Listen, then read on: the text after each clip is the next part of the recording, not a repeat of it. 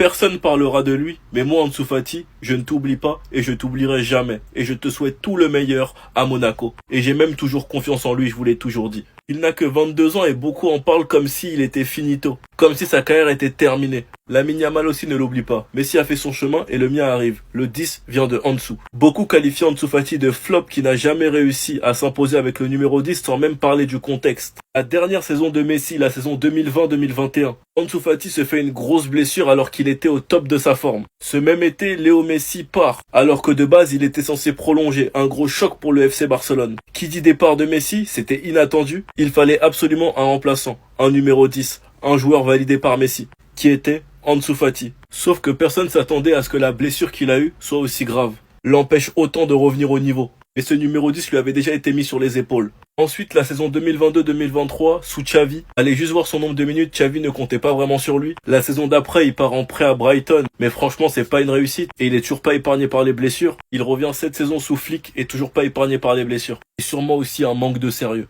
Je vois beaucoup de personnes essayer de comparer Ansu Fati et Yamal, mais c'est deux contextes totalement différents. Ansu Fati, on lui a donné le numéro 10 de Léo Messi dans la précipitation après son départ inattendu. Lamine Yamal, on lui donne le numéro 10 en sachant qu'il a déjà le statut de meilleur joueur du monde et qui de nature, on sait tous très bien que ce numéro l'affectera absolument pas. Enfin bref, sinon vous les gars, vous en pensez quoi? Ramenez sur ta personne, on s'ennuie. Vinicius qui va fêter ses 25 ans au Brésil, téléphone interdit, qui va parler? Qui parlera? Personne, pourquoi? Tout simplement parce que ça créera moins de clics. Que tous ces faits et gestes en dehors du terrain, parce que oui, c'est vrai que Vinicius a été longtemps diabolisé à cause de son comportement sur le terrain, et que tous les gestes en dehors du terrain de Lamine sont scrutés à la loupe. Mais du coup, Vinicius Junior prépare lui aussi une grosse fête ce week-end pour ses 25 ans. Elle devrait durer 2 jours.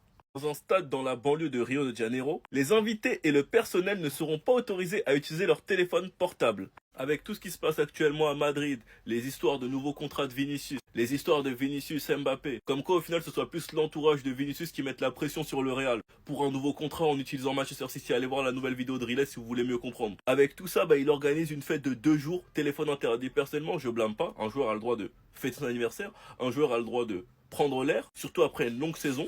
Et si c'était le petit du Barça, il y aurait déjà une polémique, il y aurait déjà tout le monde qui en aurait parlé. Là, il y aura personne pour nous expliquer qu'il est sur les traces de Neymar. Il y aura personne.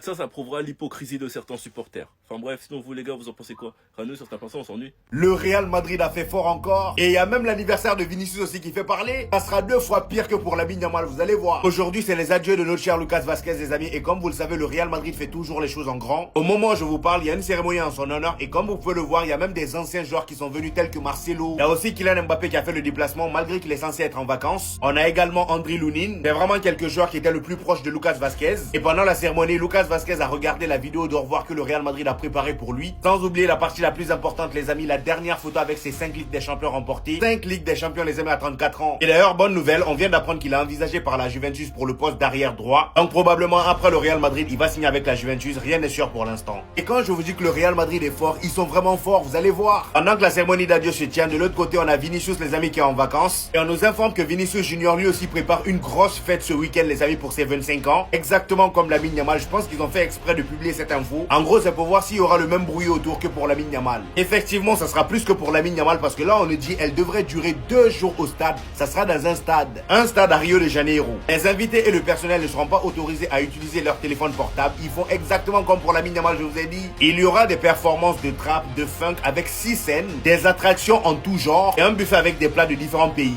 Ouais, c'est fort. Maintenant là, vous vous demandez tous où est-ce que le Real Madrid a fait fort. Regardez bien cette photo. On est d'accord que c'est Lucas Vazquez qui quitte le Real Madrid? Sauf que non. Voilà, il est toujours là. Parce que là, pour moi, les amis, c'est Lucas Vazquez, mais en version un peu modifiée. C'est la même tête.